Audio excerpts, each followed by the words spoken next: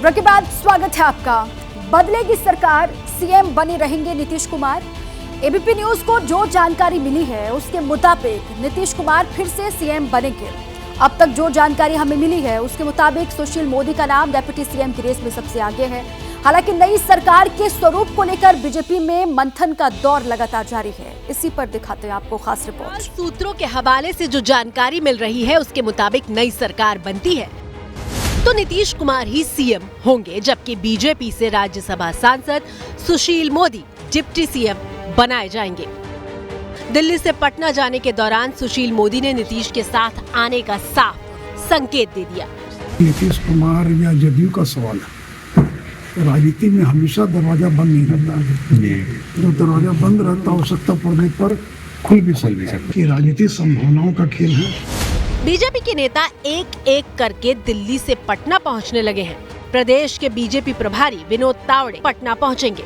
सूत्रों से जो जानकारी मिली है उसके मुताबिक नई सरकार का जो फॉर्मूला होगा उसमें पुराने फॉर्मूले के तहत ही मंत्रिमंडल में मंत्रियों की संख्या तय होगी।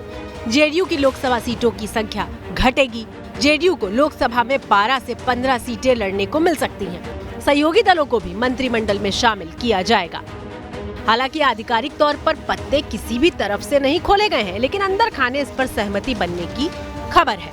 सबसे पहले बिहार भाजपा के प्रभारी विनोद तावड़े के आवास पर और उसके बाद गृह मंत्री अमित शाह के आवास पर बिहार भाजपा के नेताओं की बैठक हुई।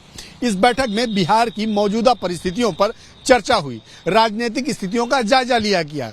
हालांकि बिहार भाजपा के नेता जब बाहर निकले तो मीडिया के कैमरे पर उन्होंने कहा कि ये बैठक लोकसभा चुनाव की तैयारियों को लेकर हुई थी। इस मीटिंग में शामिल रहे बिहार में विपक्ष के नेता विजय सिन्हा से जब पत्रकारों ने सवाल पूछा तो उन्होंने नीतीश से गठबंधन को लेकर सस्पेंस बनाए रखा। हमारा केंद्रीय नेतृत्व का नजर है और केंद्रीय नेतृत्व मेरा सक्षम है। सामूहिक नेतृत्व है और सामूहिक नेतृत्व बहुत गंभीरता से विचार करके ही कोई निर्णय लेंगे। कहा जाता है कि राजनीति में जब तक डील सील न हो जाए तब तक कुछ कहा नहीं जा सकता। फिलहाल बीजेपी बिहार की राजनीतिक परिस्थितियों से लेकर सहयोगियों का मूड समझने की कोशिश कर रही है। मेरे सूत्र बता रहे हैं कि बिहार को लेकर भारतीय जनता पार्टी बहुत सोच विचार कर फैसला लेना चाहती है, जबकि जेडीयू के नेता इस गठबंधन को लेकर जल्दबाजी में हैं। हालांकि बीजेपी इस मामले में नीतीश से अपनी शर्तों पर बात करने की तैयारी में है। भाजपा चाहती है कि वो अपने जमीनी कार्यकर्ताओं और नेताओं से पूरा फीडबैक लें और उसके बाद ही कोई फैसला लिया जाए। सवाल बिहार में बीजेपी के सहयोगी दलों का भी है। अगर नीतीश एनडीए में आते हैं तो तस्वीर कितनी बदलेगी? चिराग पासवान, उपेंद्र कुशवाहा और जीतन राम मांझी नीतीश कुमार पर आखिर कितने राजी हैं? देखिए रिपोर्ट। दोपहर 3:30 बजे का वक्त था जब राजभवन में गणतंत्र दिवस के मौके पर हाई टी का आयोजन किया जा रहा था। मुख्यमंत्री नीतीश कुमार अपनी कुर्सी पर बैठे थे और उनके बगल में डिप्टी सीएम तेजस्वी यादव की कुर्सी लगी थी। बकायदा नाम चस्पा था, लेकिन जेडीयू के नेता और मंत्री अशोक चौधरी ने तेजस्वी के नाम की पर्ची हटाई और नीतीश के बगल में उस कुर्सी पर बैठ गए।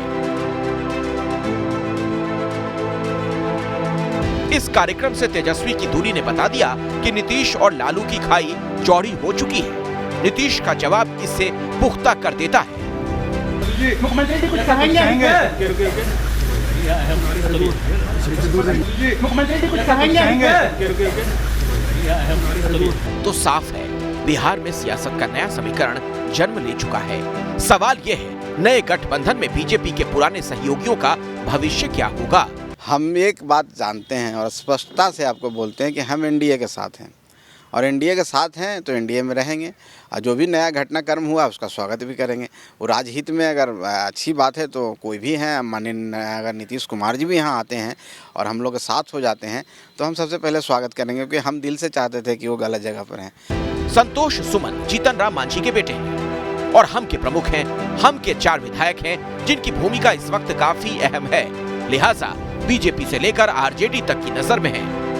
नए राजनीतिक समीकरण पर बात करने के लिए केंद्रीय मंत्री नित्यानंद राय ने जीतन राम मांझी से मुलाकात की थी। बीजेपी की दूसरी सहयोगी है लोक जनशक्ति पार्टी रामविलास। चिराग पासवान इसके मुखिया हैं, जो स्थिति पर नजर रखे हुए हैं। चिराग पटना में सभी कार्यक्रम रद्द करके दिल्ली पहुंच चुके हैं। ना मैं ज़रूर मानूंगा कि मौजूदा परिस्थिति में भी बिहार में एनडीए इतना मजबूत है कि 40 की 40 सीटें बिहार में हम लोग जीत सकते हैं। ऐसे में मुझे नहीं पता कि नीतीश कुमार जी एनडीए का हिस्सा बनते हैं या वो महागठबंधन में ही रहते हैं। जैसा मैंने कहा कि परिस्थितियों पे नज़र है और एक बार पूरी क्लैरिटी आ जाए उसके बाद ही लोक जनशक्ति पार्टी रामविलास अपना रुख तय करेगी।